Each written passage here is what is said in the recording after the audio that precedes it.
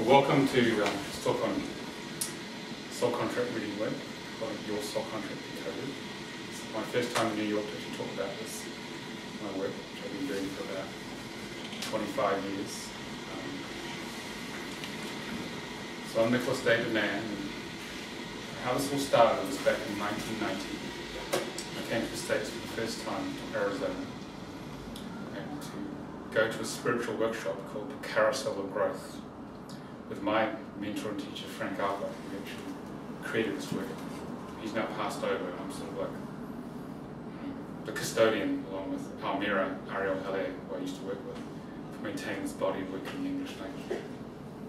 So I walked into a hotel room in Arizona, and Frank sat me down and drew up a Star of David, and he took my birth certificate name, which is Nicholas, a guy name, and he worked out, he converted my name to Hebrew sounds, and then from that he found the Hebrew numbers, then he decoded them on the Star of David, which is what I'll be showing you how to do, which is what you've got on in front of you there, it's your name.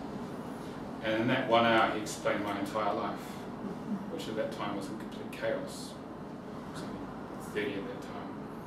I was researching for a lot of answers. And so that one defining moment changed my life. And I felt, I've got to learn how to do this work. It's so powerful. He took all the disparate experiences of my life and put them all together and explained why it was the way it was. So I think there was an order to that life, whereas previously I felt completely lost. I had a sense that I don't know what I'm doing here, I don't know what's going to happen next. Stuff just keeps happening to me in life and I don't like most of it. Sound familiar? Mm-hmm. Yeah. So I decided to stay on. I said, well, when can I learn how to do this? He said, oh, we're going to teach us in about 6 weeks' time. And I had an open ticket because I was going to England.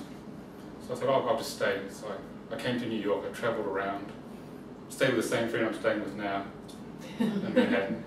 Except she's got a big apartment now, and waited basically for him to run this workshop. And so then I went back in 6 weeks to Arizona to do this workshop, and I thought, yeah, this is me. I love this. This is so familiar, this work. How many of you have been drawn to this like you had to come? Yeah, it's the same feeling I had. I have to go to this workshop. This is how it started. And so I went to England after that workshop, and I got a normal job, and I started to practice doing this work, because there was so much to learn. And I started giving little readings and things like that, and I developed that, and I started teaching it. In about 97, I left my corporate job. I used to wear a suit and deal with investment bankers and stuff that most people down the road here do. But boring, really, in the end. I used to employ them, actually, these people. And I decided, I can't do this anymore. This is dead. This is killing me.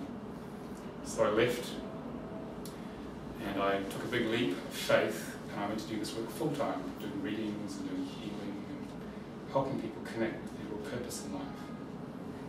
And then about 3.5 years ago, I had the strong urge to write the book about this, because Frank had actually died with a book half written.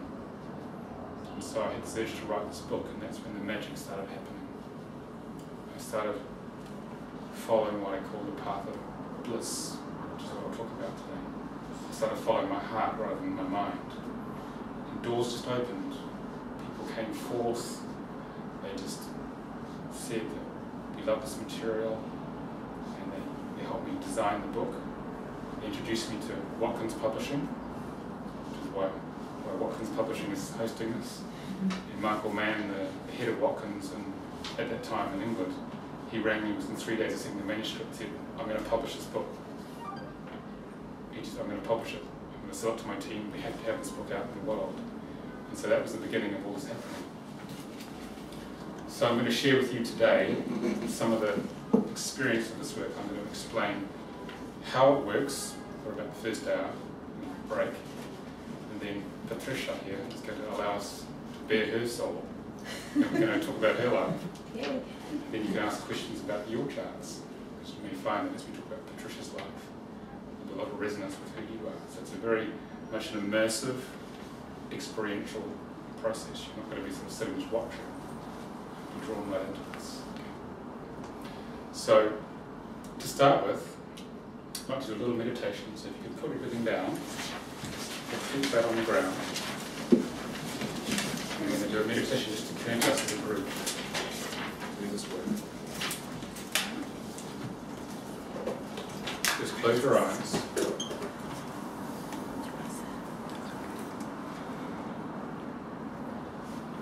So we're going to do what's called a unified chakra meditation. This is to connect you to who you are, truly. Okay? Because the belief that you're in this body, in this limited small body, is just an illusion. So I'd like you just to begin to breathe through your mouths into the center of your heart, and creating a glowing ball of white soul light.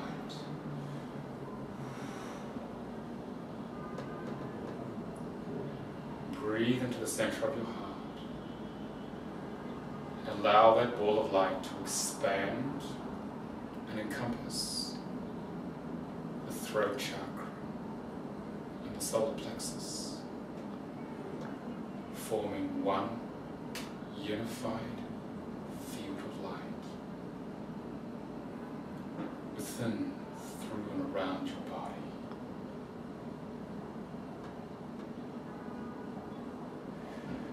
Breathe the white light of the soul into the center of your heart and expand and encompass the brow chakra and the navel chakra, forming one unified field of light within, through and around your body.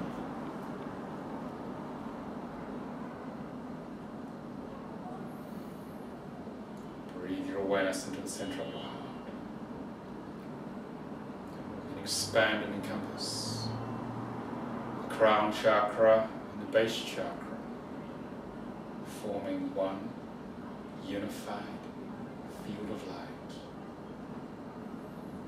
within, through and around your body.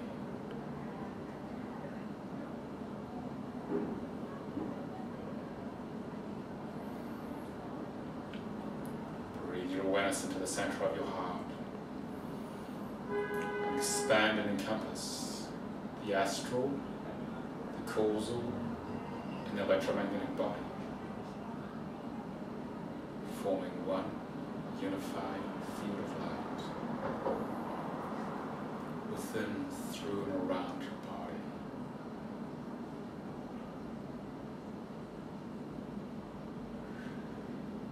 Breathe your awareness into the center of your heart and expand and encompass what we call the alpha chakra, which is one hand length above your crown and slightly forward, and the omega chakra, one hand length below the base of your spine, forming one unified field of light within, through and around your body.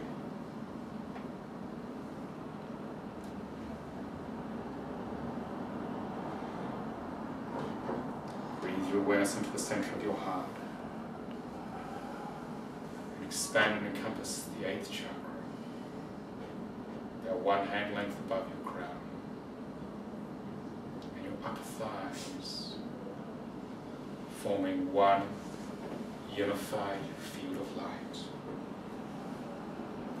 within, through and around your body.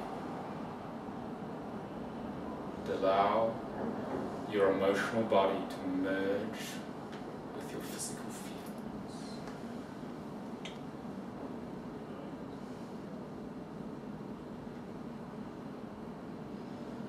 Breathe your awareness into the center of your heart.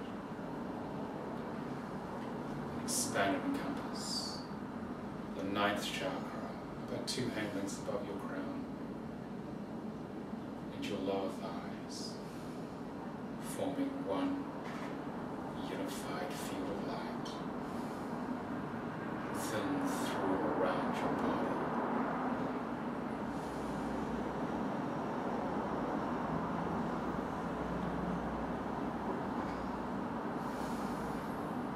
allow the mental body to merge with the physical fields.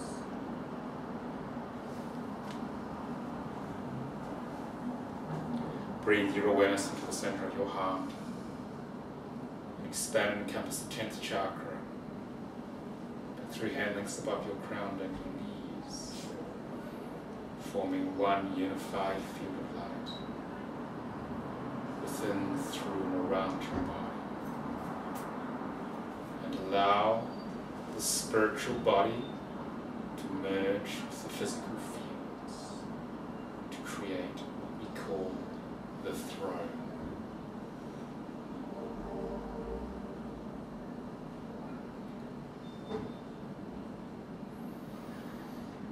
Breathe your awareness into the center of your heart.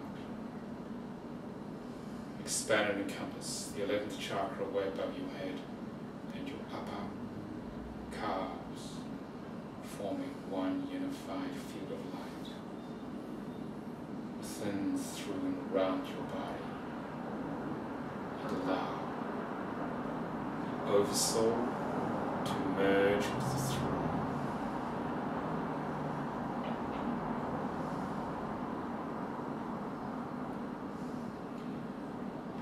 Awareness into the center of your heart.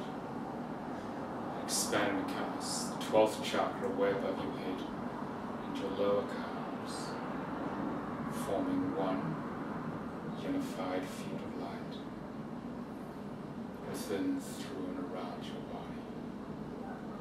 And allow the Christ oversoul to merge with the throne.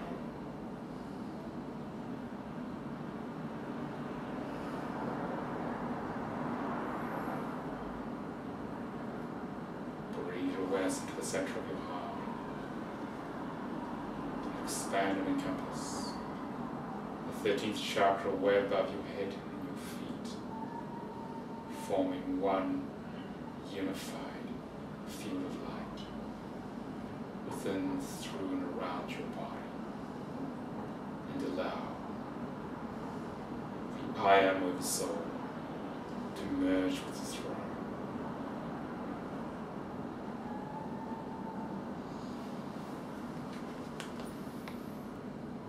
Awareness into the center of your heart.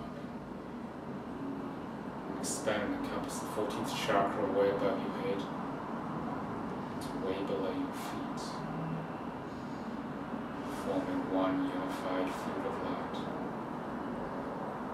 within, through, and around your body. And allow Source to merge with the throne.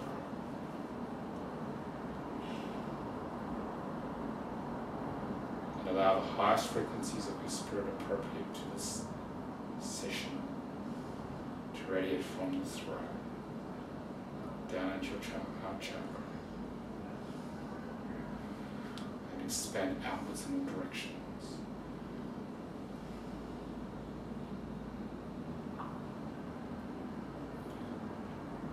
Feel the expansiveness of being in the unified field, connected to all the different parts of you, multidimensional.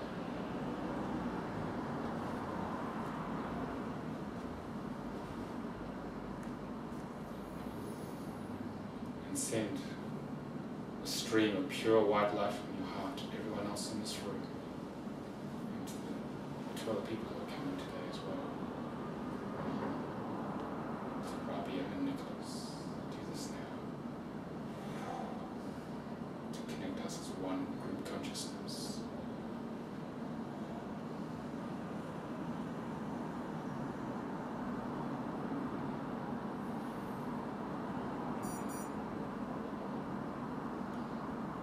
And this group consciousness, which we call a synergistic entity, is going to guide us this evening through this talk.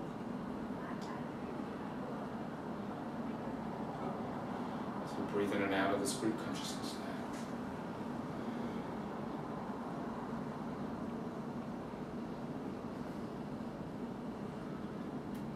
Become one with it.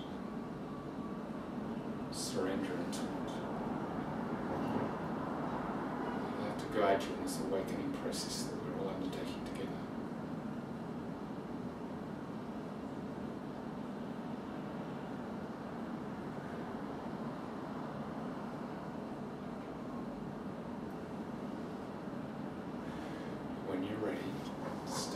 this unified field. Just take a few deep breaths through your mouth and open your eyes.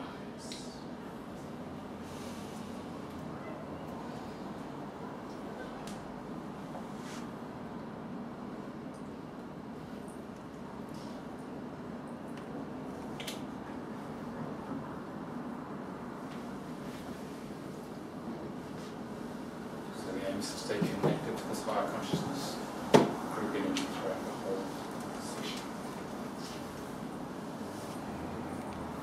So just briefly, how was that? Comment on that? How's that moving around? Okay.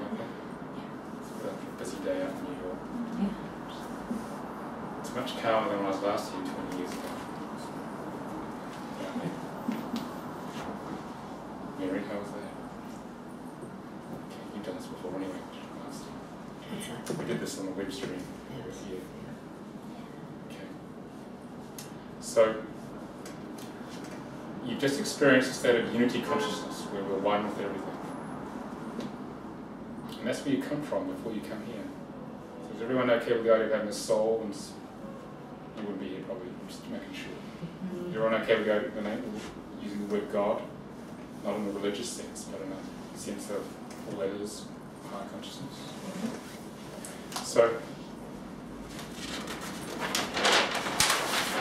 that's the state of consciousness that you're in most of the time when you're not in the body. Okay. So, if you think of this is unity consciousness. Okay. How many of you are familiar with the idea of dimensions? This is the third dimension. Okay. The fourth dimension is the astral plane, where in the Hollywood movies you've got a tunnel of light. And you go around as a being of light. You're not actually in a physical body. And the fifth dimension is which is just what you've been experiencing then, is unity consciousness. How many of you felt one with everything, even ever so briefly when we're doing that? No? A little bit, okay. So, prior to coming here,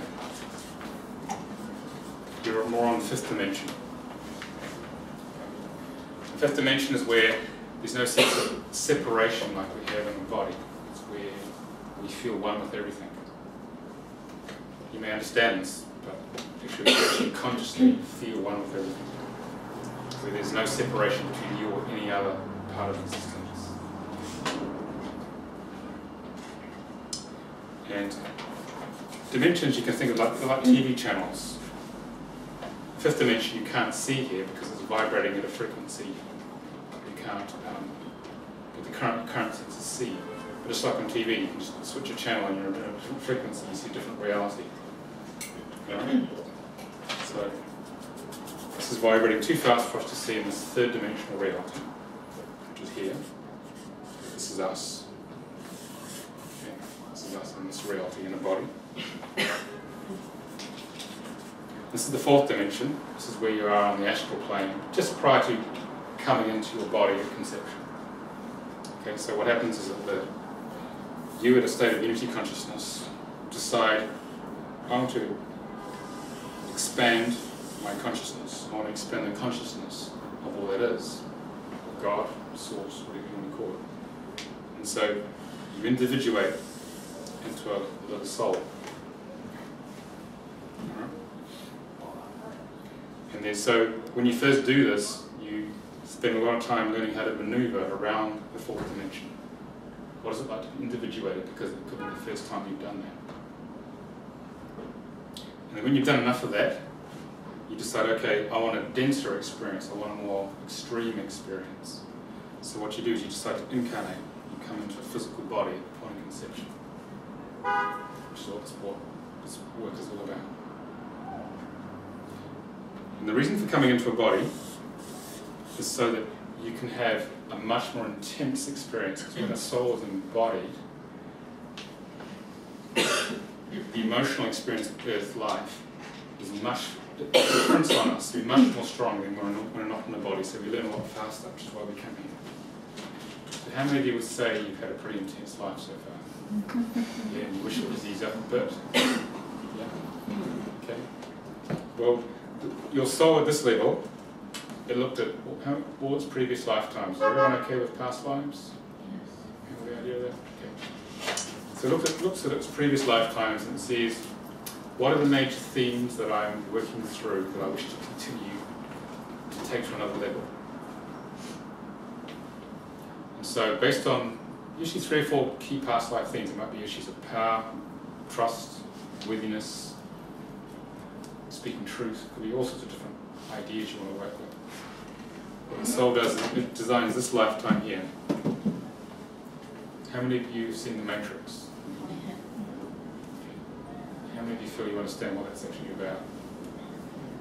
The Matrix is a film which is trying to tell us what's really going on here. Because this is the Matrix, there are no machines. But what I'm talking about here is actually how you created your unique program that creates your reality in each moment in the Matrix. Okay. Because if you can understand, work out what that is, which is what you've got on that piece of paper in front of you there, then you can start to create your own reality. You can create your life the way you want it, not the way you think it's maybe done to you. Just sort of stuff happens, as I said about myself at the beginning. So the soul designs a lifetime. It chooses the genetic structure, the family, okay, mum and dad. It chooses the time zone, the culture. It chooses all the key relationships we're to have, all our different orientations. There's no accident in the way your life is actually turning out for you. Even though a lot of it, especially when we're young, we don't like, we should just go away, but it won't. Okay. So it chooses a name. How many of you are familiar with the law of attraction? Okay. So the law of attraction, this is actually what we're talking about. This whole work is about what's the actual rule program behind the law of attraction that's creating the reality. So it chooses a name, which is programmed into your DNA, into your energy fields, and into a substance called a karmic matrix. This is the real matrix here. And this is like a grey cobweb energy that sits in your fields at the 4th, 5th and 6th dimensional levels.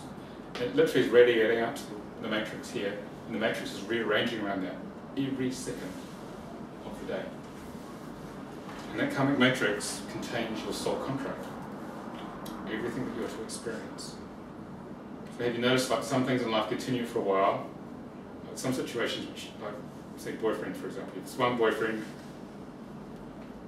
and they're a certain way and you get rid of them after a while, so I can't take it anymore. The next one turns out to be just the same, even though it seemed a bit different initially. It's because you're still learning the lesson of that one. Then after a while that pattern goes away and something else happens. Because the soul is actually triggering your karmic matrix to create certain things to be drawn to you. And when you burn through enough of your karmic matrix, then it triggers something else, so you don't go to that pattern anymore. So what's happening is that the soul has programmed into the karmic matrix the vibrations of your name to create each moment of your life. And the soul is hoping that you will consciously engage with that program and transmute it all, so that it can have the intense experience it desires here. So what happens is that the soul comes down in this lifetime, has this experience. When the physical body dies, the soul leaves with all the cellular memory of that experience and goes up to the higher dimensions. And then it comes along here, and it's time along this way. It's here, and it creates another lifetime. It creates another variation on the pattern. So the soul is eternal here, whereas the contract created is temporary each lifetime. It's a projection of energy out into the matrix. It projects out, it learns, experiences, it leaves, goes back to the soul as cellular memory, comes along here, soul comes down, designs another lifetime. So that's actually what we're doing. We're popping in and out of this reality. We're popping in and out of the matrix pretty regularly to actually, so our soul learns. Okay, so can someone give me their understanding of the word karma? Sort of stuff. It's not a right or wrong answer. It's want to get somebody or people to believe it's about. Cause and effect. Yeah. Okay. So what happens here is that the soul, say in this lifetime, misused power. It was experimenting with power, misused power. Okay, so it's going to create a karmic experience for itself. So once it leaves this lifetime, it comes down to this lifetime here, it then may come in, say the soul here misused power there, was a perpetrator of the misuse of power, would come in here, and then it would usually be the receiving end of someone misusing their power on it. Okay, so that's cause and effect to balance out the energy. So the karma only exists in this earthly plane here. It's purely a learning experience. It's not punishment. Okay. It doesn't exist up here. It only exists down here as part of the program. So the karmic patterns that you face are only there when you bring them in, a selection of karmic patterns, you bring them in to create what we call the negative context of your life. So how many of you notice you get everything you don't like initially in life? It's just sometimes you think it's never going to end. That's because the soul is creating that negative context. You get very clear what you do want. And usually what you do want is the exact opposite of what you have initially. All right? And so this is called the law of opposites. Because whenever the soul wants to create something through the law of attraction, initially you get the law of opposites to create everything you don't like. Like if you're in a relationship that's not working, you get everything you don't want, you get very clear on what you do want. That's the gift of it. So, and then if you focus on what you do want, next time you have a much better chance of getting it. And provided you work that through and work through the issues and the karmic pattern, there's a much better chance you'll get that. You're unlikely to repeat the previous pattern. But if you haven't got all that lesson, then you probably get a bit more of the same and get that negative context again. So someone who's here to come into their power will usually have a very disempowering childhood. It can be very disempowering parents, so they can make the choice to step into their power.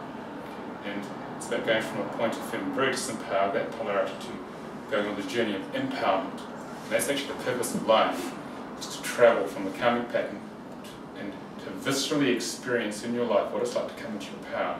And that goes into your cells, and when it goes into your cells, the soul has just re-experienced itself as a spark of all that is coming back into its power.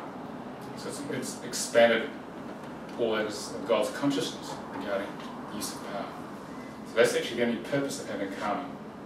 So it's about looking at it as a gift, not a curse, because if we look at it as a curse and judge it, all you get is more of it you might have noticed, because we place the judgment on it.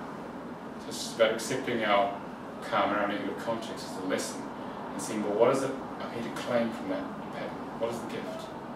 Because you claim the gift, then you've actually got what life is about.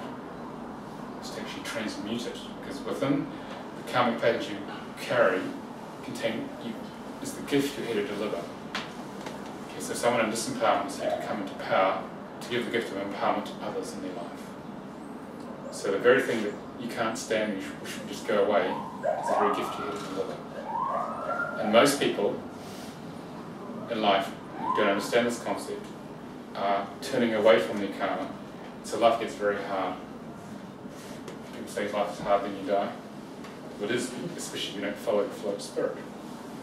Right? So, Nicholas, I don't know if it was on the webinar, if it was Silverson's diagram, but he was showing this is your soul and this is as you get further away. That was really... I'm going to draw that now. Oh, it was really good. Yeah. So how many of you would like to follow the path of bliss in life? Sure.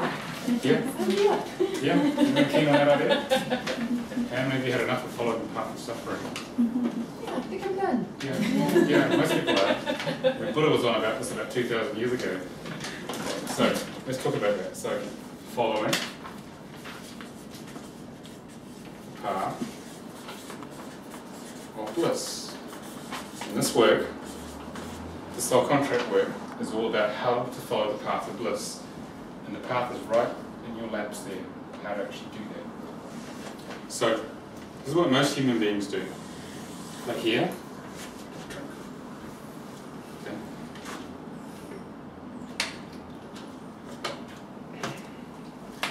Most human beings are allowing the ego mind, which is a temporary construct, which is what the soul contract describes, to dominate their lives.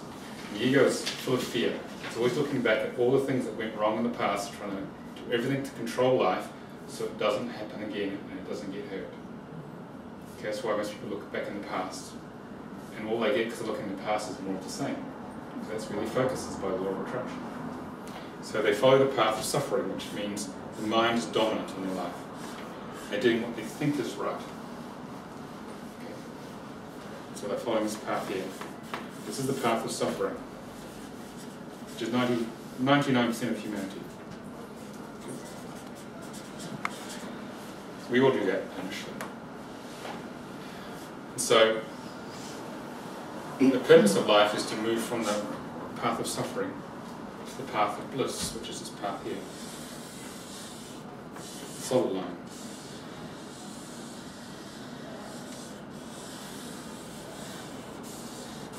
And that path there is the path of the heart. It's nothing to do with us, the mind. Because the ego mind is like this little dot here. The human ego fundamentally feels abandoned by God because it's in a body. It must have done something badly wrong. God's kicked me out of heaven, I'm on earth in this body, then what happened?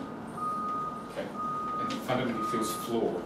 So it tries to take control and charge just to make sure it stays alive, because it fears its annihilation eventually by God.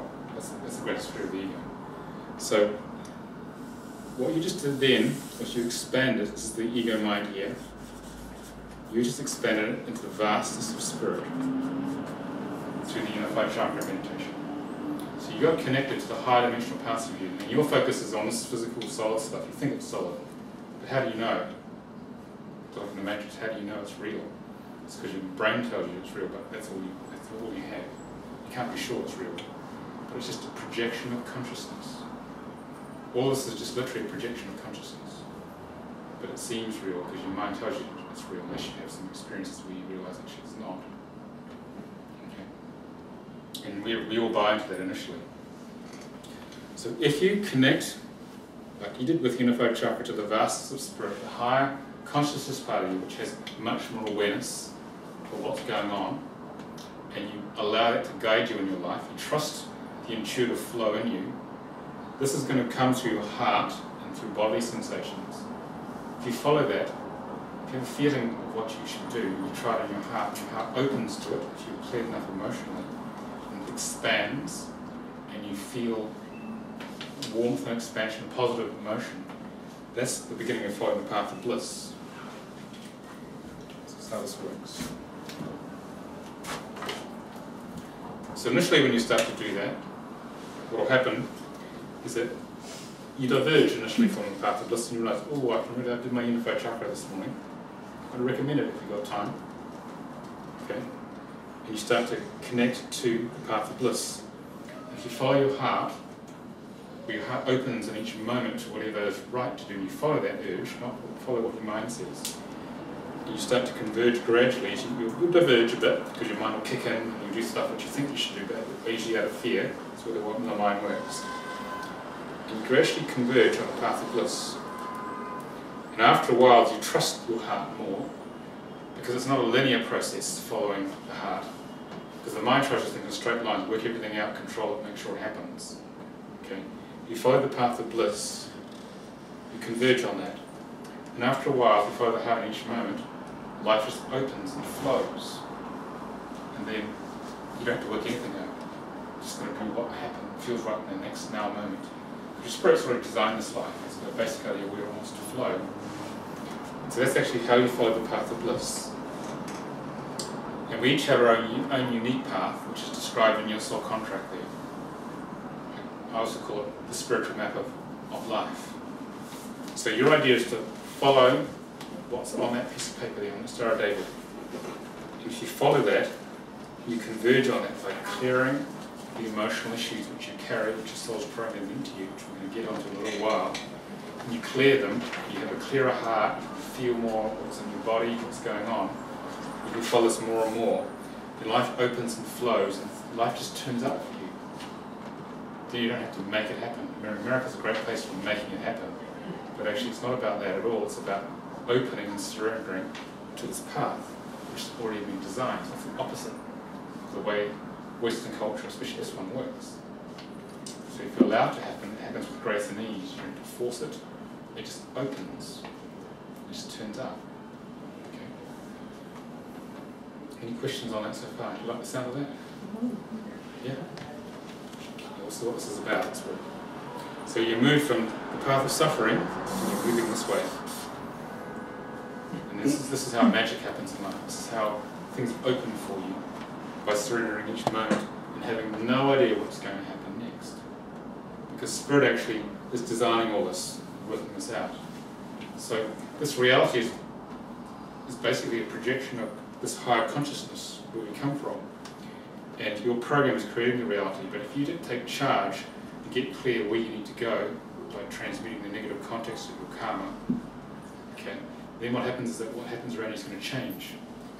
You can only change by you embodying your higher consciousness and projecting it from your heart out to the world. It's not going to come by the mind forcing something to happen and making it happen.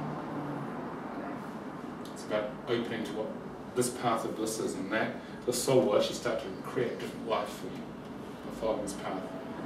I mean, it doesn't happen overnight, but it's actually, I can't think of a better way of living. Okay. Any questions? Okay. Silence? Okay, I'll keep going. So, let's talk about what you've got in your lap, please. That star of eight.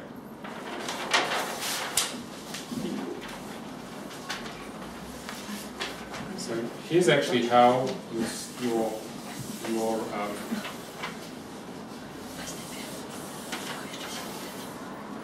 path of bliss, or the spiritual map of your life, is designed. To come into the earth plane, is everyone okay ear-wise, or should we open the door? What? Sorry. No. Okay? Yeah, it's comfortable in here. Okay, so when you come into the earth plane, you need to come through this gateway of consciousness, which is what we call the star or the shield of David. So you can only come in here if you have certain attributes you bring with you. You're only allowed into the earth plane, you just can't turn up. Because this is a school of learning for souls, you need to come with certain credentials. Things have to work out. So when you come in here, you create a brand new ego personality expression. We have never been here before at a personal level. Our soul has many other lifetimes. So we're actually an experiment in consciousness. So we have two triangles we work with here. We have a large downward pointing triangle, which represents the physical side of life. So how many of you got kids? Yeah. So you know when you have kids, they're sitting there, not doing a lot initially. They have to learn to walk and talk, get grounded, speak, learn language, socialise, education. We're brand new, we have to learn to do all of that because our personality is unformed, and so we're working with the physical triangle down here. And so we spend the first 5 cycles of 7 years, which is where the itch comes from, predominantly in this physical triangle, learning to get up and running here. So, and then what happens between the age of 35 and 42, we move to the spiritual triangle, or earlier, and that's actually the real purpose for coming here on earth. The soul wants to establish a good foundation, a personality expression. It's like our interface with the world. It's got to get up and running, so then it can activate the spiritual triangle, which is the real purpose of coming to earth.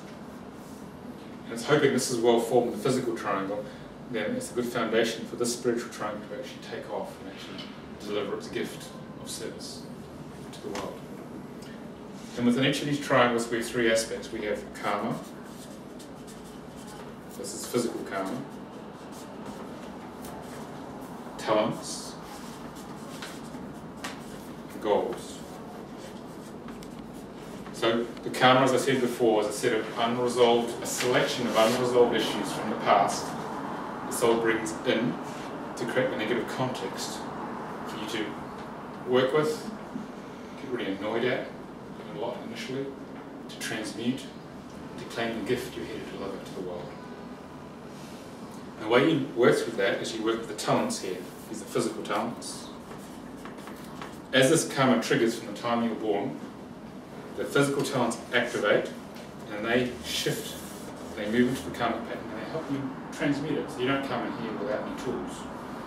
And these are a good match here in terms of consciousness, power, and the quality of the number. You overcome the karma, and the karma starts to become your gift. The talents get stronger, and as they get stronger, it allows you to move to the physical goals here. And the goals are like the underlying drive you have in life. It's like what gets us out of bed in the morning, what excites us about life. We all have different passions of different kinds that we want to bring to the world. That's in the physical outer world, so we can actually be strong enough to interface with that world. And in the spiritual part of the chart, change colour.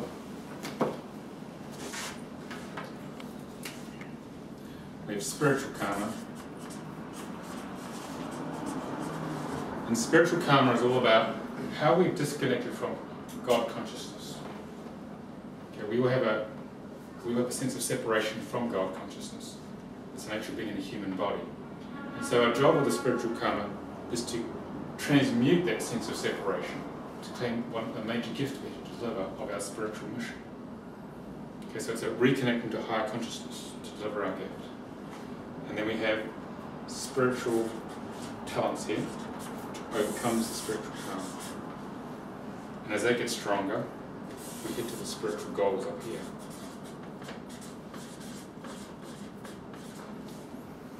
And so all of these 6 aspects are running simultaneously in your life. Except initially the emphasis is on the physical stuff to get up and running here. Then the spiritual stuff starts to come online as well. So I'll draw a picture of that.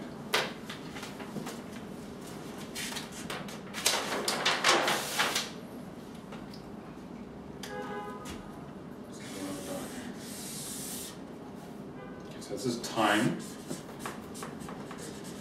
This is intensity of experience.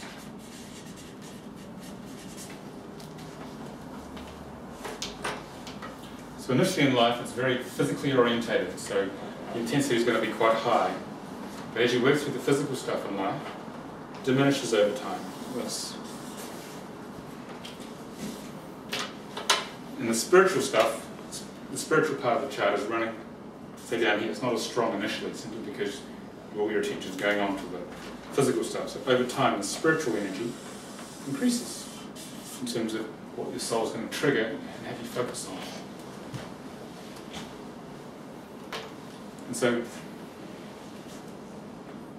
this crossover point here is usually, not always, between the ages of 35 and 42 years. The 6th cycle of life. Or earlier. It might be earlier. Okay? A lot of people are waking up a lot earlier now, so more down here. In the teenage years or so. The 20s. So the triangle's a bit different. It's more like maybe more this.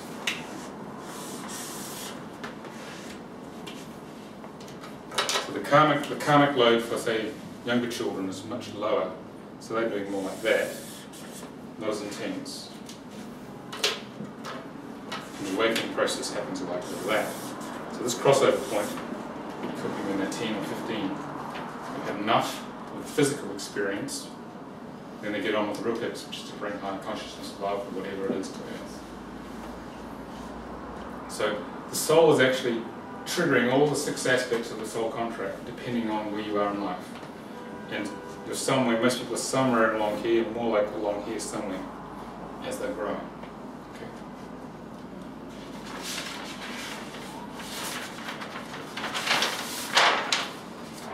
So your job is to work through, is first identify and understand what the 6 aspects of this chart are about, which is what the book is about, your soul contract Decoded. It's about what specifically is there. So I've saved you a lot of work making charts for you. Okay, so the book contains the spiritual map for your life, so you can actually live path of bliss, which is the purpose of this work, and get to what we call the soul destiny. So if you work through all the 6 aspects described in the system, they will contribute to you manifesting your soul destiny, your life purpose. Life is not just about you get through this and you die. Actually, the whole point of it is to work through all the issues and manifest your destiny and deliver that to the world. Not many people actually do that because they don't understand what the actual 6 aspects are, therefore they get stuck. Because most people are following the path of suffering, they're trying to avoid the pain of the karma, therefore they get stuck. That's why life does get really hard. You notice how people who grow spiritually tend to look younger over time? Because they have cleared the heavy patterns in them. Therefore they're used, because it's the separation patterns in us which age us. Okay, the reason these masters live for thousands of years in the body is because they cleared their stuff, not immediately, but they kept it cleared. So they're not carrying low frequency energies in them. Okay? And so if you clear all these patterns here, clear the karma, transmute it to your gifts, bring your talents online, achieve your goals, you actually start to manifest the soul destiny and be a bit more anxious. So it's cheaper than Botox. A lot healthier. Okay? And so the soul destiny will manifest the real purpose of being here.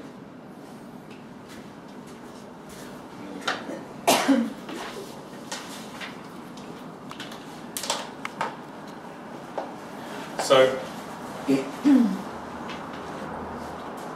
ego is very tenacious, sort of beast, wants to hold on and create as much suffering as possible. This is fundamental modus operandi. But if you transmute enough of these patterns here, it will start to dissolve. They talk about ego death, ego dissolution. And if you dissolve enough of the ego by consciously working with your contract, which is what you've got there, okay, you reach a point of what we call soul integration. It's where the ego has dissolved enough, it's lost enough of its grip on you, that your soul can start to express more fully through you and start to manifest the spiritual mission. And when you reach that point of soul integration, the ego is surrendered enough and you're following your heart, then you really are on the path of bliss. That's the main message I want to get you tonight. If you get to that point, life will be completely different to what you ever imagined. Okay? I've just started living on this path. This is why this book is happening. This book has happened. This book tour has happened. It sort of just happened, this whole thing. So I had urged to talk to certain people, and I connected to other people, and they introduced me to all the people who have made this trip happen, this very big trip to the States.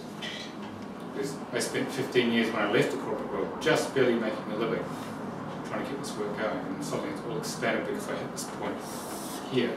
But it took a lot of work though.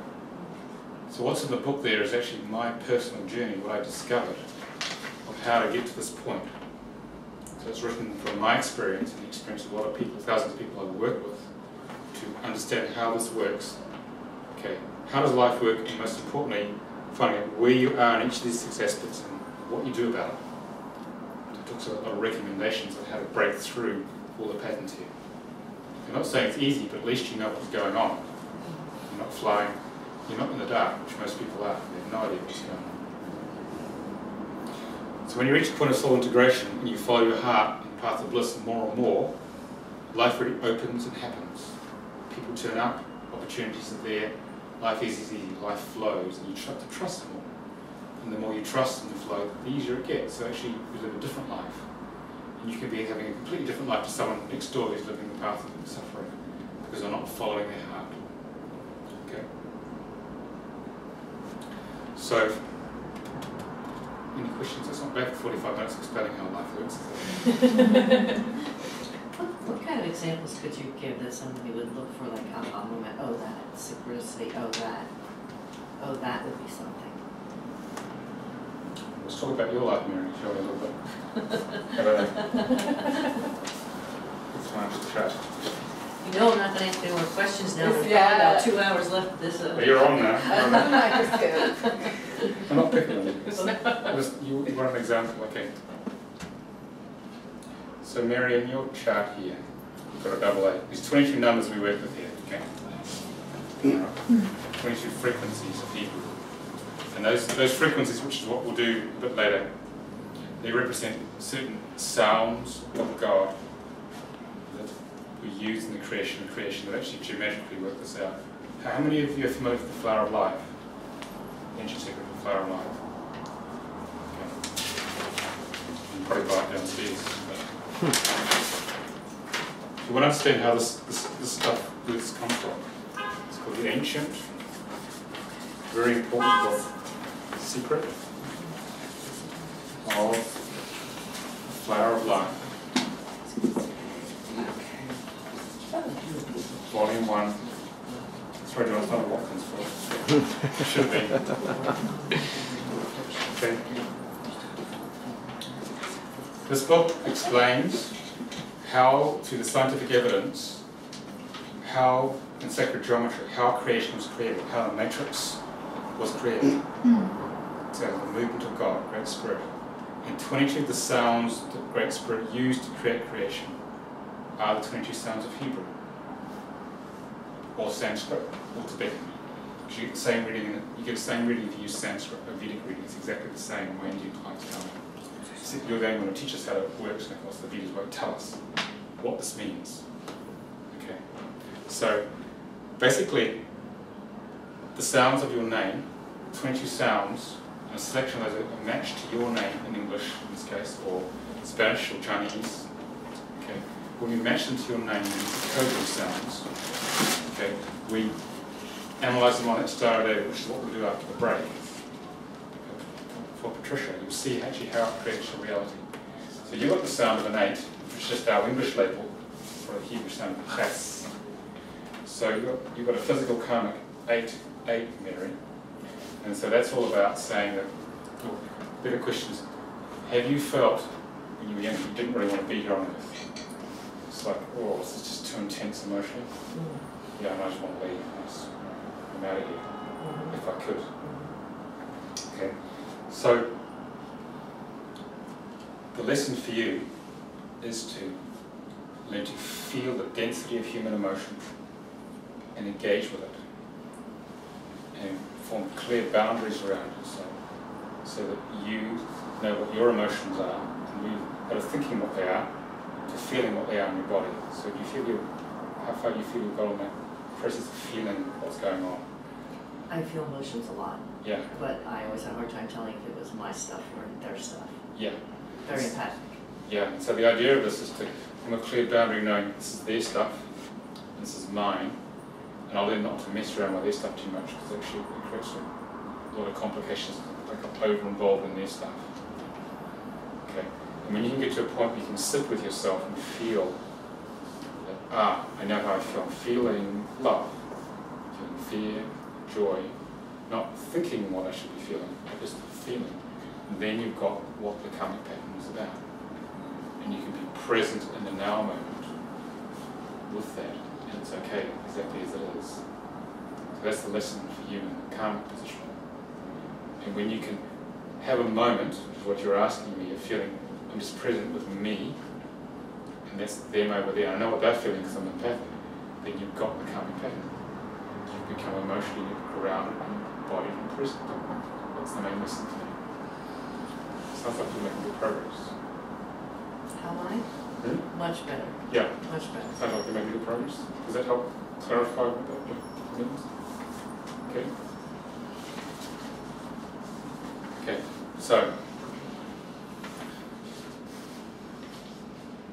Let's have a look here.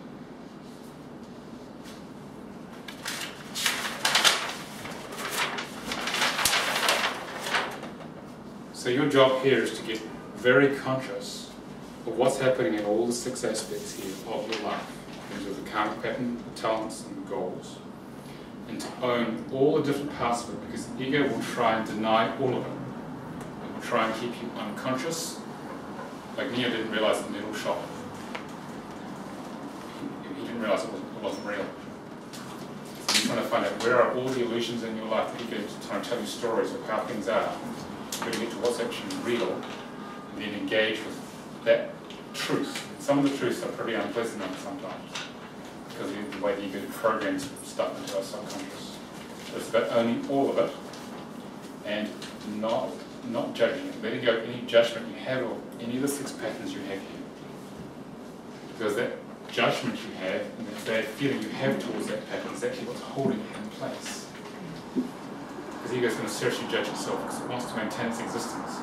If it just accepted itself, there would be no point in being there. Mostly it judges itself as being bad because I'm in a body and away from God consciousness. So if you actually accept everything in your life exactly the way it is, because we all wish it was different, especially when we're younger, if you accept everything as it is in the moment, you've just got halfway there to transmuting it. because you let go of the judgment, which just goes to the program. Because it's the opposite of what you think. The ego thinks it should do. It's always looking for what's not right. How many of you have been trying to heal yourself and looking for all things which aren't working to create a better life? Yeah? Okay. And have you noticed you get more of it for quite a long time because you keep looking at all the stuff that's not working? Okay. So it's about acknowledging, yes, there's stuff here, it's programmed in, but it's not about judging it. Okay. It's saying, okay, I've got this stuff here, but actually, because it's there in a certain way, I want this other thing over here. So there's two paths to follow here, or two processes for the path of this. It's being conscious of what each pattern is, but not giving it any more power than necessary. Okay? So if you go and look for everything that's not working, you'll just get more of it, or twice as much. Than if you say, okay, it's there, but because it's there, that context, I want to go over here. It's disempowerment, I want to get more empowered. You focus on being more empowered, you then starve the ego of your life force energy, of your energy, which is focusing on what's not working. So you starve the ego, the program will then get smaller, you'll notice, because you're focusing on what you wish to create. You focus on what you do create, the ego gets further starved, and actually you get what you want eventually, because the ego doesn't have any juice to feed off from you, to stop you getting there. Right? So you can do your healing processes when the stuff comes up, but the other important thing is to focus on what you desire. Doing the healing alone by itself just means that the ego will trap you, it will try and create more of the same stuff. And so this is actually how you create point of soul integration. I spent 50 odd years, 40 odd years looking at all my stuff, and I realised our American developers worked with me. She said, pull your head out of your navel, Nicholas. Look over there. And I thought, hey, you're right. I haven't seen that before, because I always had my head in my navel looking at all the bad stuff. There's nothing wrong with that. I judge myself for doing it as well, thinking, because my soul contract works. I thought, well, actually, I do want that over there. So I started focusing on creating my reality, and then life really started to change. The program would come up, I would deal with it, but I get back to what I wish to create. So focus on what you do desire, which it'll get clearer when you read this. It'll probably align with much of what you're doing, but really focus on what you wish to create, because then you'll probably get it. But the programming in the way that will come up if you work with it with whatever self-healing process you like to use. Okay?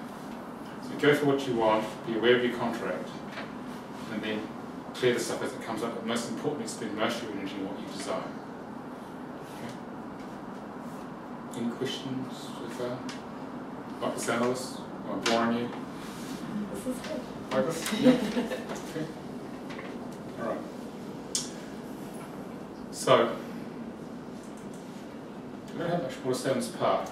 We'll have a break. Hello. Rabia. Ravi, hi. Is Nicholas coming? He can't make it. Okay. All right. So Ravi, we've just finished the first explanation of how this works. Okay. I'm going to part your book. Yeah, we're gonna have a break now. Okay. And then about half an hour. So there'll be John's got lots of books there. Okay. If you guys are interested in the one of the books, I can sign it for you. And then we're going to work with Patricia's chart and see what's in action. Okay, for all 7 experts. And then after that, you could ask questions about your own chart. Okay? So this is a break. So thank you, Patricia, for coming up to share your life. So what we're going to do is that we're going to give you a demonstration of how this actually works. Take everything we talked about earlier, and we're going to talk about Patricia's life, which is very kindly offered to share her life with us. Okay, so the way this works is that we're taking Patricia's name here. This is how it's spelled. Patricia is. Say a bit more about your background, your ethnic background. Okay, well, I was born here in New York, but my mom's Peruvian and my dad's Chinese Peruvian, but my dad was born in Peru, so Chinese father, Peruvian mother, but I speak Spanish at home. So yeah, that's why my in English and in Spanish my name has different pronunciations. Yeah. So what we do is that we take the name that someone has and we find out how it was spoken by their parents at the time of naming. Okay, because that is the primary intent the soul has put in place. When the soul is incarnate, at the time of conception is telepathing to the mother and the father what it would like to be called. And usually it picks 2 or 3 names that would work. How many of you had that sort of experience when you had your kids? Like, there are a few names that work and the rest didn't really matter. They sort of grayed out in the baby books and stuff like that. It's because it's sort of saying, "Mom, I want this one, not that one, this one." Because that's, so the choosing of the right name is going to, one of those 2 or 3 names is going to create the life that child wants. Okay, and so when that name of primary intent is set on the birth certificate, then the contract's fully activated, even though it's already started to activate from the time of conception, but it's actually fully acknowledged. So it's a birth certificate name in the way it was pronounced by the parent at the time of naming, not the name as someone may say it now, because Patricia's, it's more Americanized English now. Okay. So what we've done here is we've taken the spelling of it, and then we've converted the name into the equivalent written English as it's pronounced to match the Spanish. Okay, so Patricia, you want to say it? Patricia. Yeah. Lupe. Wu. Okay, so that's how we phonetically say it. Okay?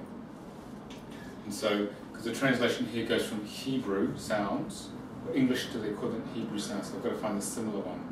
So we've got Polish here, we've got Spanish, a bit of Chinese, anyone else? Danish?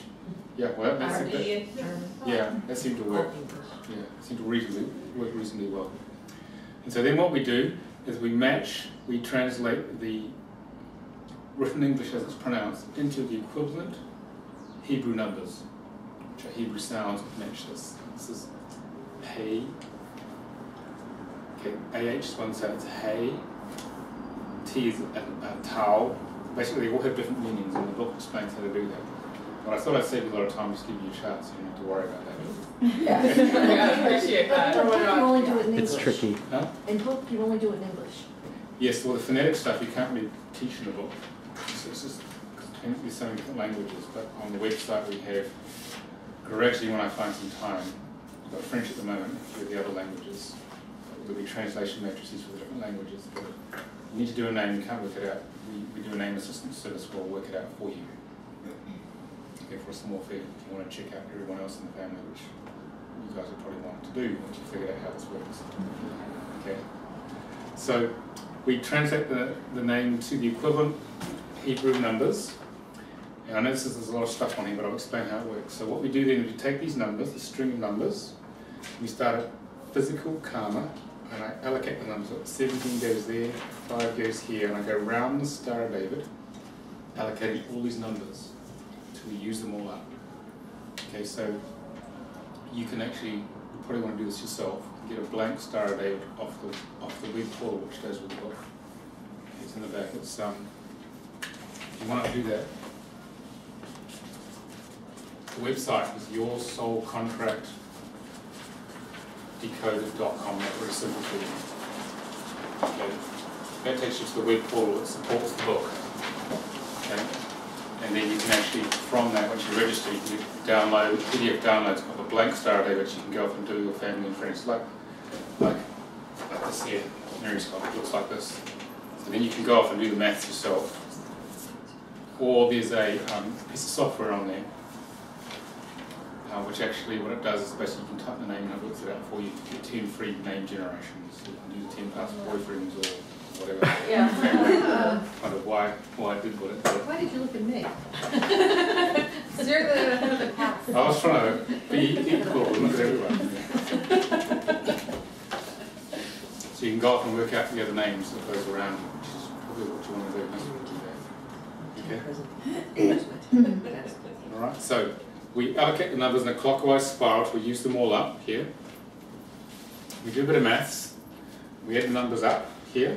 So the total here for physical karma for Patricia is 17 plus 11 plus 6 plus 6 equals 40. Okay? And because we only have 22 numbers here we work with, 40 has no meaning in the system. So I have to obtain a number between 1 and 22. So I just simply go 4 plus 0 gives me 4, which produces the left-hand aspect of the physical karma. And the right-hand aspect is the smallest reduction of the 4. So I simply go 4 plus nothing is another 4. So we call it 4-4, and it has a very specific meaning. In the case of, say, physical talents, there's a different way of doing it. 9 plus 5 plus 1 is 15. 15 reduces to 1 plus 5 gives me a 6, so she's a 15-6.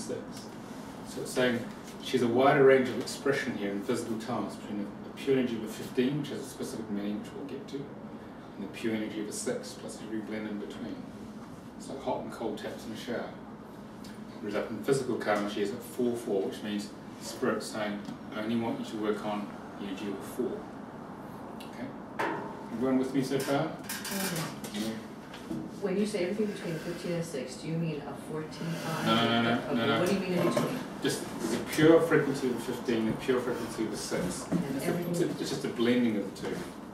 So if we have a... If the color 15 was red and the color 6 was blue, you would say all the shades of purple in between those two? Yep. On this continuum here, on one given day you might be at this point here, 20%, 15. Oh, I didn't know that. 80%, 6. Or you might be here 50-50 on a given day in terms of what energy is activating for you, what you're playing with. So the soul wants you to experience all the energies on that continuum. I thought that they were to have a 15-6 was actually a different thing from having 15 or 6. It's a continuum. It's a continuum. I see. Both mixing, it's happening at the same time. Ah. Okay. Whereas if you're having only a 6 by itself, it'll just be pure 6 energy 100% of the time. Got it. That's what that means. Got So it. sometimes the faucet's towards hot 15 and sometimes it's towards cold It's 6 cold. and sometimes it's warm. Sometimes in the middle, depending on the day. I like your analogies. Yeah, that's good. So what happens? You're gonna come teach us. There's a dash, are you saying? We have a dash so you can tell one's a 15 and one's a 6, otherwise And if there's no dash? well in that case you'd actually get confused, you wouldn't be sure what number's what, that's why we put a dash between them. She's saying she doesn't have a dash. Oh. Or is that what you're saying? No, on here. Yeah. Which one are you pointing to? He's talking about these numbers right here. Between Right. 10 and 1, you're pure hot and pure cold, but somewhere in between here any given day. Oh, okay. You're somewhere between that. Okay, got it. Okay. And then if it's just the same You're a number. pure 7. You're only getting all It's day long. pure 100% 9 grace. Yeah, your soul There's no- only wants it's you the to soul know just wants this. that That's one where you only. get to that. Weird. Oh, wow. You're Okay. on a really specific mission. Okay, so Yeah. Cool. everyone okay with that concept? So Yeah. in orange I work out all the aspects here, okay, for Patricia. So then I take the physical aspects here and put them on the top half of this table. And this means physical karma, because I don't have enough room to write it, so PK means physical talents, physical goals. Alright? And then I take the spiritual numbers and put them on the bottom half and get spiritual karma, spiritual talents, spiritual goals. Okay, so there's these two halves and the numbers are worked out. And then what we do is we add the numbers up to get a 55 in the left hand column, 37 in the right hand column. And what I'm trying to calculate is the soul destiny. So the total here of the 37, if I reduce that down to the smallest number, it's 3 plus 7 is a 10. Then 1 plus 0 is a 1, so I get a 1 in the right hand side of the soul destiny. And then in the left hand column, 5 plus 5 is a 10, which is the first number between 1 and 22. Therefore, it stands as it is a 10, so we have some meaning that goes with it. And the interpretations for this come from the soul of Moses, who channeled this through Frank. The core interpretations, which would expand enormously. So he actually taught me how to do this. When I first did this, he gave us about 10 pages of typewritten information, then talked about it. But then Mira and I turned it into the material you see in the book by just thousands of readings. We just learned how it all worked. So the book is the process of thousands of people's lives that are in that book. That's why it's so accurate. It's based on real experience. What actually happens to people with these specific numbers. Everyone with me so far? Yeah. Okay. So the 10 one goes in the middle. I'm sort of going quickly because I want to get to the meat of the reading. Okay. Just so you know, there's some logic here to this. And so the green stuff has all these channel symbols that go with the system, that go with each number, and they all have different meaning, which I'm going to use here. So can you pass me that water? Yeah. So we'll drink. So, Patricia, is there one question you want to ask about your life? A really important question. What do you want to ask about your life? What do you want to know more about? So question, we'll do our best to answer it. I don't know if this is too general, but is it all going to kind of turn out okay in the end? So, Okay. So what's happening at the moment makes it maybe not so okay? yeah, stress. My family, my life, my boyfriend, my finances, my career. Just, I'm going to a really big transition stage in my life right now. Okay. So how old are you now, Diane? 26. Okay. So Patricia's she's going through the awakening process a lot earlier than the 35 to 42, or she wouldn't be here. Okay. All right. So in physical karma we have a 4, and the 4 is about the flow of nature, flow of abundance, flow of God consciousness. So have you had a lot of issues with trusting in the flow of life, Patricia? I have actually. Yeah. How's that actually manifested? It's made me very unsure about myself Yeah. and about things going on around me. Like, I know I should trust myself and those that care about me more, but I'm very hesitant. Yeah. I get caught up in my own fears. Yeah. Yeah. Okay, so for the 4 here, Patricia, this is all about taking whatever comes to you and accepting it unconditionally. Are you good at accepting things which turn up for you, or do you push them away? It's hard for me to believe it. Like, I will accept it, but I don't think it's true, or I think that something bad's gonna happen. Yeah. So I can't fully accept it, I guess, plain and simple. Yeah. Okay, so with this 4 energy here, it's about the karmic negative context is to learn to be worthy of receiving the flow of money, ideas, abundance, and accepting it unconditionally. No matter what it is, it could be a dollar note on the ground. It could be someone says, would you like to do this? It's about accepting everything that comes unconditionally, even though your ego may feel, oh, it's not for me, I'm not worthy of that. Exactly. Yeah. So if you accept it unconditionally, the universe will then say, she accepted it unconditionally, have some more. That means more good stuff will happen. So trust in my path. Yeah, just on your part, just whatever comes, it's there for a reason. If you turn something away, the universe will say, well, she's not ready, so we'll take a break, we're going to reduce the flow. Even the difficult stuff, or are you just talking about the good things? Good stuff. Okay. So we'll get to the difficult stuff in a minute. Okay. Because what happens in life is you've got all 7 aspects running, so it's sometimes hard to differentiate which part of the contract is creating what, and some things sort of cross over sometimes. So this is about receiving the flow. Okay. So what do you do for work times? I'm in academia. Technically, I'm a college professor, but this semester there were a little bit of glitches in terms of my course schedule, so right now I'm a supervisor. But I'm trying to transition into a more full-time role in academia in CUNY, City University of New York. Yeah, so what do you teach? What's your main subject? English composition, English 101, and ESL. Okay, English is second language. Yeah. Okay, so here this is about just accepting the flow of knowledge. Knowledge is a very good thing here. Accepting the flow of knowledge, duplicating it in the way it's taught to you, and sharing it. This is the reason you're a teacher. So do you find when you learn new things you want to tell everyone about it? It's really, I do really actually. Good stuff. I do actually. Yeah. So it's about taking bodies of knowledge and building them, expanding them, sharing them. So you're in the right sort of job. Oh, okay. Yeah. That makes me feel better. Yeah, you're in the right sort of job here. And so financially, the more you feel worthy to receive love and the flow of abundance, okay, the more that will come to you. So it's feeling it, accepting things emotionally. Okay, how can I ask how things with your boyfriend? You're saying there's a stress there. Things are good, but he has his own financial, and he's going through his own transition, tumultuous period in his own life.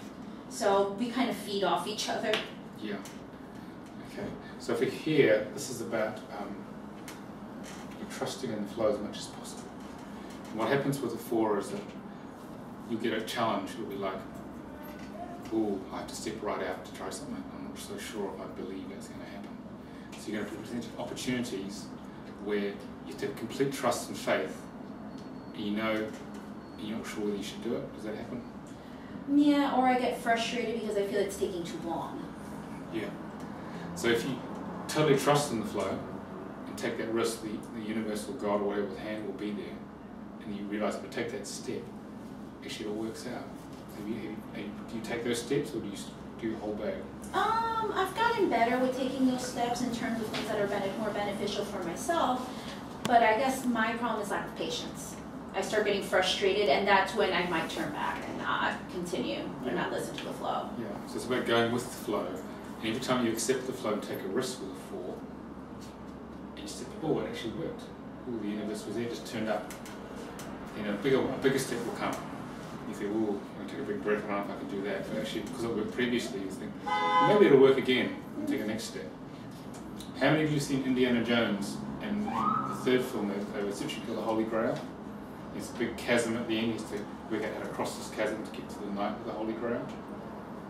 No? Yeah. I can't remember specifically, but Yeah. I think I did But see basically, he that. has to solve 3 riddles, three riddles from God, and one of them is to take total faith.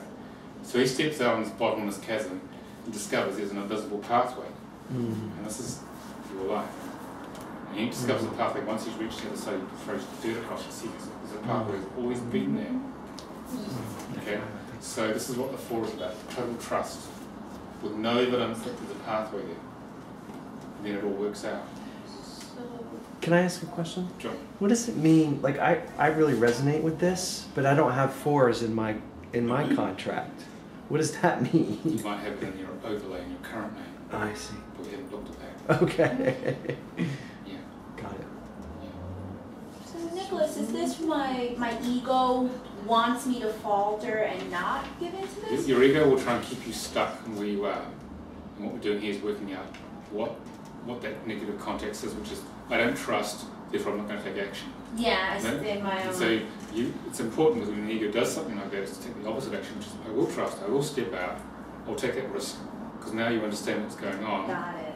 And there will be some fear, it's normal, because the ego is scared of anything, any change. It's just pretty habitual. Pain in the backside, basically, it's the way it works in human ego.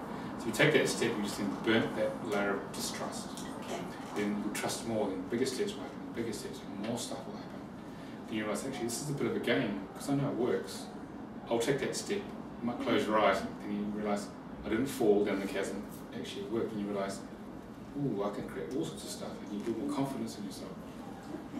You like the sound of that? I do like the sound of that, thank you. And that'll actually increase the financial flow for you as well. If you trust in the flow, if you're worthy to receive, more will come financially as well, not just emotionally. So it is like the law of attraction, like the more I keep hoping and attracting positive things, then it will just kind of filter. It'll just keep getting bigger. Okay. Because the next chasm she gets to, she's got the dirt, she throws the dirt. Yeah, well, sees the thing, because she knows the mechanism, because she's actually gone and done it, and felt the feeling, actually, I didn't fall, I trusted. and it looks like a hole, it looks like a Yeah, stopper, it looks the like she should turn back. And she'll realise that She knows it's it's there. more the same feeling, I've got to step out. Because the more you do it, the easier it gets. And after a while, you just do it anyway. It'll work. It just turns up. Okay? Just how you handle that. And in physical talents, we have 15 steps. So the 15 is a symbol of inner circular movement. So do you feel like you've been going around in circles in life initially to try and find out what's right for you? Tried all different things? Yeah, where I feel like I guess I never progress. Like I go around in circles thinking this is it or something's I'm finally gonna reach that goal, but in the end I am still kind of going in my own circles and nothing's progressing at least the way I want it to. Yeah. So the 15 is about a gentle journey to finding God in or without, high consciousness, sun or without. And it's working with what we call the symbolic stomach. So Patricia, you need to actually go and try stuff on for real, see how it feels, and if it feels like, oh, I'm home, I feel settled, I feel secure, then you're in the right place. But if you feel, it's not quite it, I feel a bit insecure, restless, I want to go and try something else, that means you just try something on, but it's actually trying to move to something else. And it's actually okay to be restless. And not to give yourself a hard time, but everyone in Western culture feels you've got to get down to your real mission or purpose, then get on with it. Whereas a 15 needs to spend a lot of time trying stuff on and be okay with that. Because then one day you will find what feels right and be like, I'm happy now. I found my truth, I found my purpose. I found higher consciousness within me. But that means taking risks. It does. But the 6 is what we call convertible knot. And that energy is all about power of creativity. So do you find when you really want to make something happen, it happens? Because you focus on it?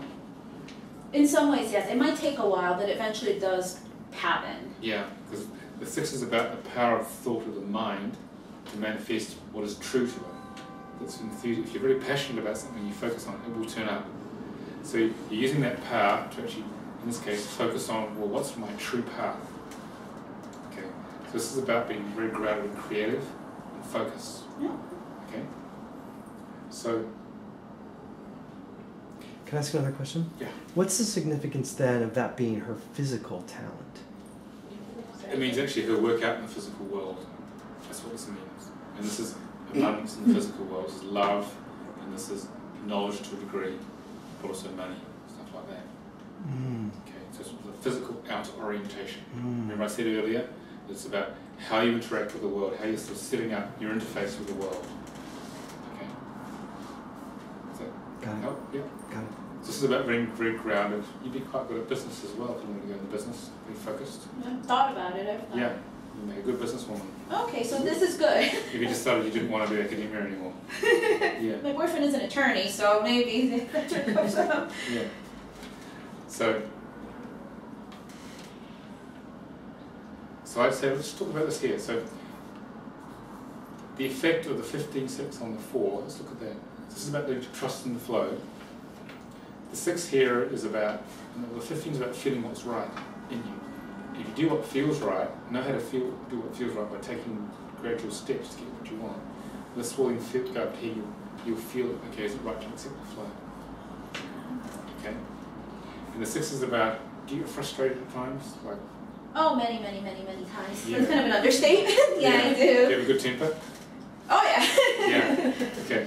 So the reason that happens is because the 6 here is about initially when you're trying to activate a talent, it's the opposite. It's about frustration, block creativity. So for you, Patricia, it's about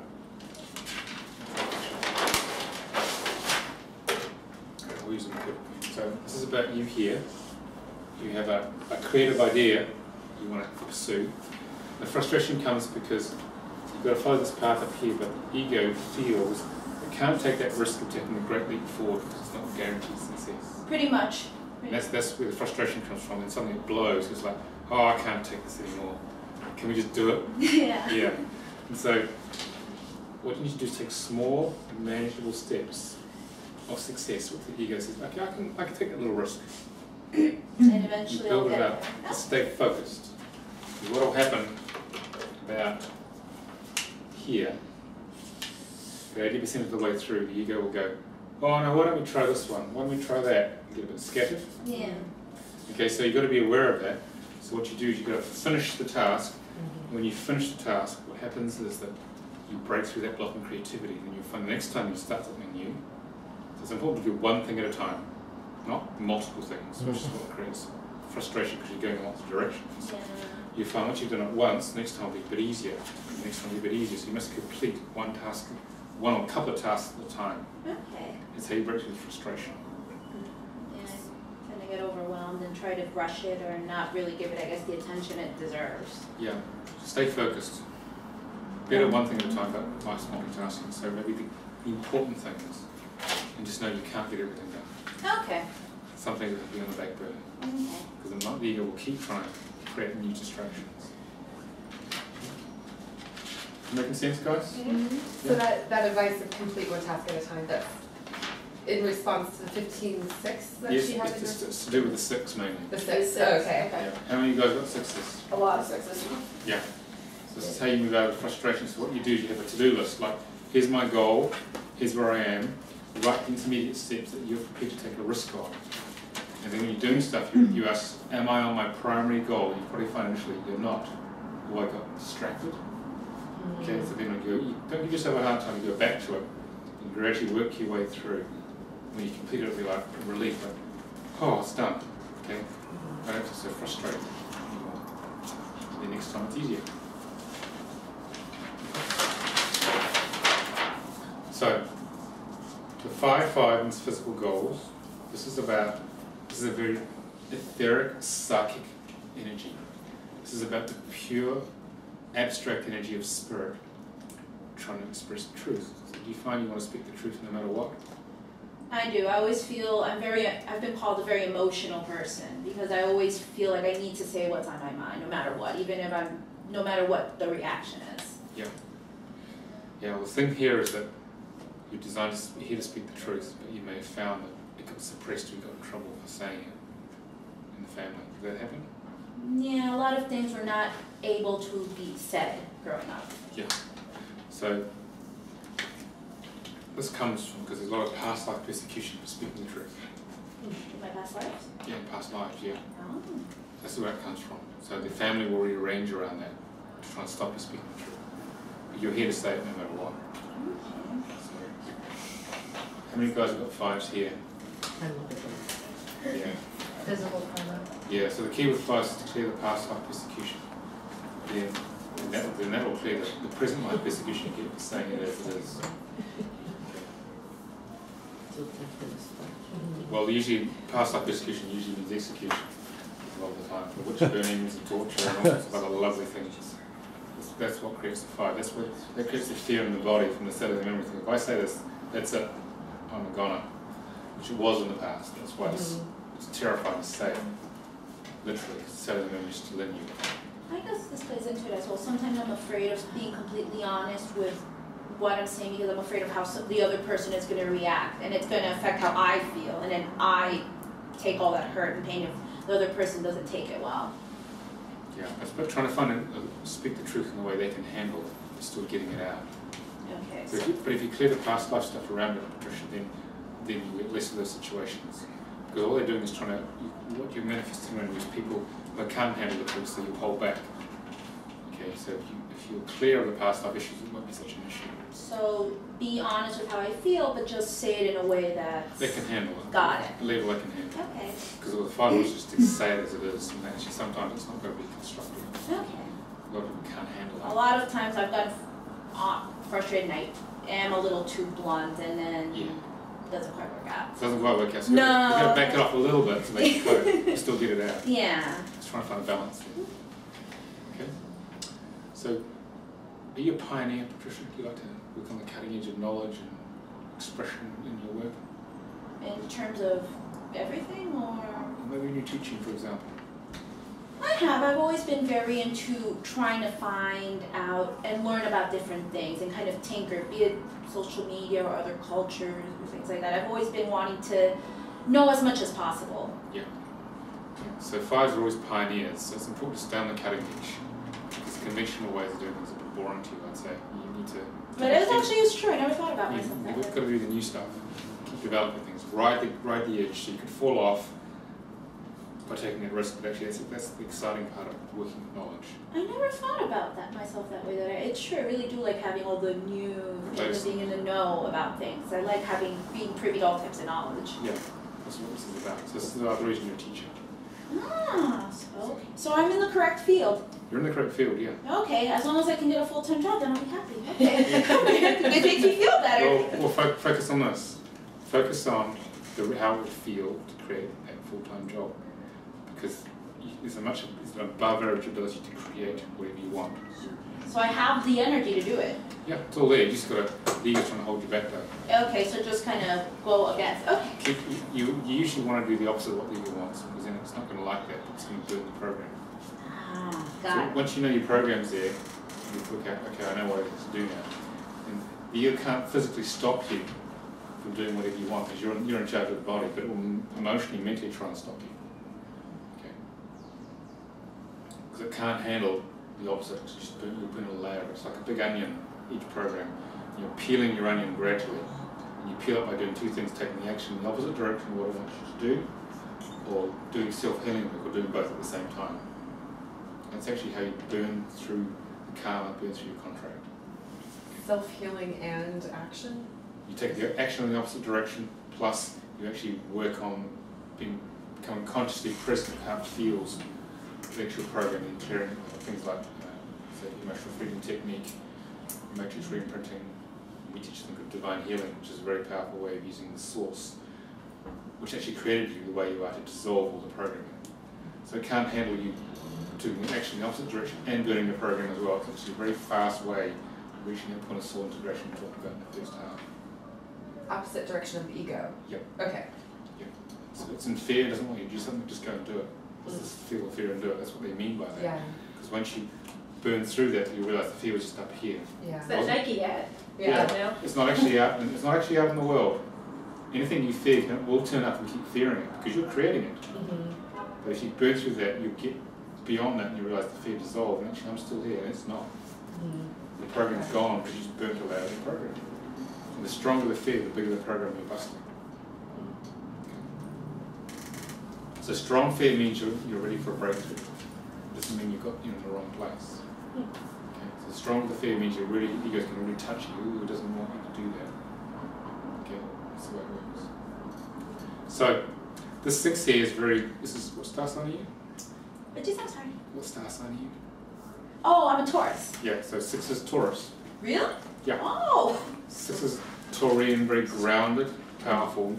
So this 6 here will help you ground this very etheric, subtle energy. So you can actually ground the pioneering truth you want to say to the world. Okay, and right now I'm not grounding it as well as I could. Yeah, well, job's to ground. Yeah. Once you ground it, then they may see you. See, part of the reason if you want a full-time job, they're going to see you. It's going to be here. Because this energy here means you're on the right-hand side of the bell curve, very pioneering stuff. They say, well, we can't relate to that. You said you can ground it so they can relate to it. So actually, maybe she could do this. We can offer her more. Nicholas, is it the shape of the 6 that you're saying is bringing down? That's actually that energy. Yeah, this is called a convertible knot. It's converting Bringing it. nothing into an idea Energy into physical matter. manifest form, literally out in the world. That's what it's actually doing. Yeah. I guess this is, sorry if this is a little too off topic, but with a lot of things in my career, they have been as a result of just, not chance, but as one event after the other, just trusting it, like getting promoted and being at the right place at the right time for different positions in my field. So I'm guessing, would that be the 6? Would that be just kind of not being grounded, or I guess just trusting? I think being in the right place at the right time is following your intuition, following what you feel right. Okay. That's synchronicity. That's following the path of bliss, being in the spiritual signature. Oh, okay. Okay. So when you do what feels right in your heart, you have inspiration, intuition to do it. Okay. It works, and that's actually how you create the synchronicities. Oh, okay. Okay, because that's just the spirit saying, okay, you're on the path of bliss. Here it is. Oh, okay. Things turn up. Okay. Yeah. Okay. So this is the physical part of Patricia's chart. So she's here to trust in the flow, take risks, be worthy receiving the flow, find the right place for herself here in the world, and keep journeying until you find it. Be very focused, create what you want, and then to speak the truth and do it in a pioneering way. Okay. So in spiritual karma we have a double 9, which is the symbol of a serpent or a dragon. How many of you guys have got 9s in your chart? Okay, so this is the dark side of this sort of work, where it's like if it's in karma or goals, okay, right, it's an energy of, don't eat them all. Energy of It's the energy of a dragon. How many of you have seen Harry Potter? Yes. You know those very powerful dragons? Okay? Some of them are pretty dark. It's about unleashing the dragon so it learns to use its power properly in the world. Okay? And with integrity. So the 9 here for Patricia's and karma. So did you have a very tough time as a child? I did. I had a tough time, really growing up. Yeah, what happened? I didn't have friends, I was bullied, I was made fun of for my weight, and I didn't talk, and just my mannerisms, so, and then my family had a lot of issues. My brother has a mental illness, so there's been a lot of secrets, so a lot of stuff. Yeah. In a nutshell. Yeah. So the 9 here is about creating that disempowering experience, especially with the bullying.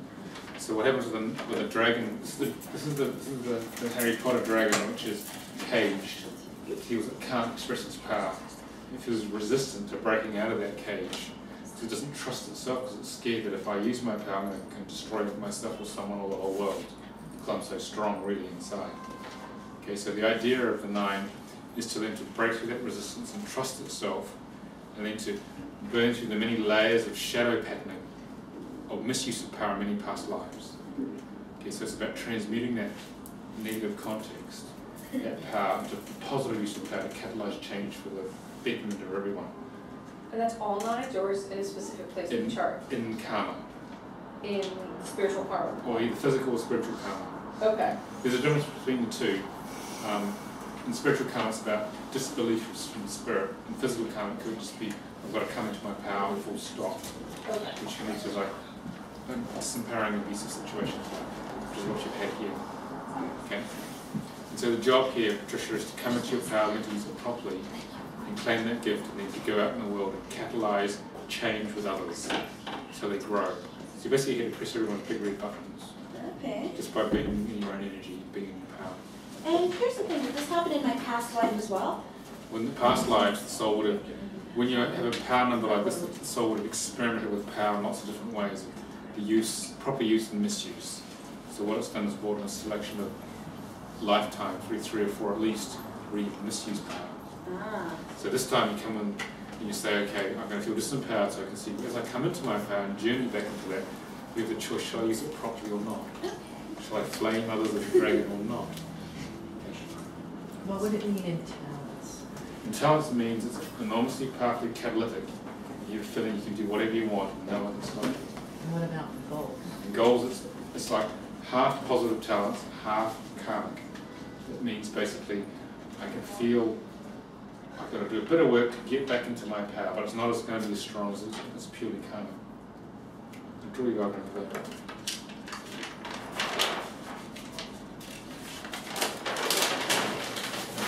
This applies to all the numbers, so if it's in karma, 100% negative expression there. We've got to work through all the heavy stuff associated with any number. If it's in talents, it's mostly positive, the white stuff. There's still going to be maybe 10% of it. To get it going, you've got to work through the negative part of it. So it's a much quicker journey. Because you've got to learn how to use it properly, so you're not going to get it all in one go. If it's in goals, it could be like 40–50% karmic until you come into the positive qualities. So that's the difference between karma, talents, and goals for any number, in any aspect. Good help? Yes, yeah. That's huge. And you find those in your book where it has all the symbols, you find all that information in where you're doing the symbols in there on page. In the book has two sections. It has the top level interpretations of each number in terms of karma, talents, and goals. So it's the top level generic understanding of it. And the second part of the book talks about what do they mean in specific aspects, like in spiritual karma or physical goals. So it adds another layer of information for those particular aspects, which adds on to the top level information. So in that way you can put up a complete understanding of who you are. These are like the words, and then the end of the book is like the sentences that you can make out of these words. Well, that's just describing the symbols. Symbols. Just the meaning of symbols. Just one way of looking at it. Okay, because there are many different gateways in the book for understanding the numbers, and you'll be drawn to different ones, you're clearly drawn to the symbols, so it's a good start point for you. Yeah, it was. Before I got your book for 2 days, I literally went to your website, downloaded it, and started drawing the symbols and memorizing the numbers and the letters and the symbols. I mean, it was fascinating for 2 days until your book came. Like I was like, all right, it's going to come soon. Yeah. Okay, so back to this here. That's what I was just like, it was interesting. So the most important number you've got to work with is this one. This is the most powerful number. So if you come into your power, working on the shadow patterns, for instance, doing self-healing work or working with someone to help you do that, if you unlock all your power and unleash the dragon in a positive way, that'll unlock your whole life. Okay. Go on. No, so I feel like I've been doing that more in the past year and a half. So is that part of my spiritual like awakening or my? Yeah, this is the key to the rest of your life, is to claim your power back. Why this one? Why is this the? Because it's the most powerful number in the chart. What number is? The 9. The 9. So It's your spiritual life lessons that are all coming in. Is that what you're saying? It could be if it was in any either karmic position or goal, that would still be the main one because it's the most powerful number in the whole system. So that's Okay. really the one The that spiritual karma is the most powerful one? No, the 9. If it's a 9, because it's a 9 is the most powerful. number in the system. But for her, it's right there, that Yeah, number. especially because it's in karma, she's got to work through that. If it was in goals, you still have to work through that first before the rest of her life would open up. Because the core disempowerment is basically I don't feel worthy to be loved because I got disempowered, for example. And I'm not really I can't speak my truth because I've been disempowered. So you unlock this, all the other parts of the chart will unlock. There's always a key number in everyone's chart, it's the most important one. In this case, that's the one for Patricia. Is that the dominant vibration? The same as the dominant vibration? No, No. no, separate. Dominant vibrations, we have 4 or more of the same number. Oh. Being since actually there's a channeling from God which goes with it, which is a theme for your life. Okay, now it's because it's a 9 actually, Grace. That's the reason. So, Anybody in the room has a 9, or it's really specific for them, and how do you find that out? Because you don't say that in your book. what do you mean by that, Mary? You said there's a very specific number for each person. How do you find out that very specific number? You've got to understand how it works first. Trying. Yeah. It's usually to do with the power numbers, like 9 nines or 10 ones, which is disempowerment of the masculine in you. Now, if you've got any of those, they'll be the strong number you've got to work through. The 9 nines and the 10 Or ones. 10 1, yeah.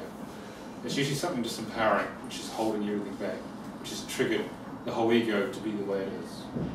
There's one formative major pattern which you can pick up the chart. Okay. So, in spiritual talents, you've got another set of 5s. Okay. They're actually parallel. Yeah, well, it's here. Okay, so you've got them here and here. So in spiritual talents basically means that getting out there and speaking your truth is important. And the reason for the weight, I would say, is because you're very sensitive and you're protecting yourself from all the stuff that's been going on in life. Okay, so I'd say when you come more into your power and you release the imprint of the way people think about you and what you're worried about, then the weight will change. At the moment it's protection because you're hypersensitive. So it's not a diet thing, okay? It's purely because your system doesn't feel safe to be out in the world without any protection. This is the reason. That's why I'm extremely sensitive? Yeah, this is because you're inherently sensitive, which is, and your system's ego's trying to protect itself from the outer world because it's so dense. That's the main reason for the weight. Okay. Okay? So you just need that at the moment. Okay. Yeah. Okay, so this is about speaking the truth in a positive way. The truth is very important. And being a real pioneer in the way you speak. In the spiritual goals, you've got a 17 and an 8. And the 17 is about speaking the word of God out in a grounded way in society. So initially there'll be suppression of that because it's in goal. So would you say you had a lot of suppression by your parents or school or Yeah. childhood? Yeah, I guess, or like things that either weren't spoken about or couldn't be spoken about. Yeah.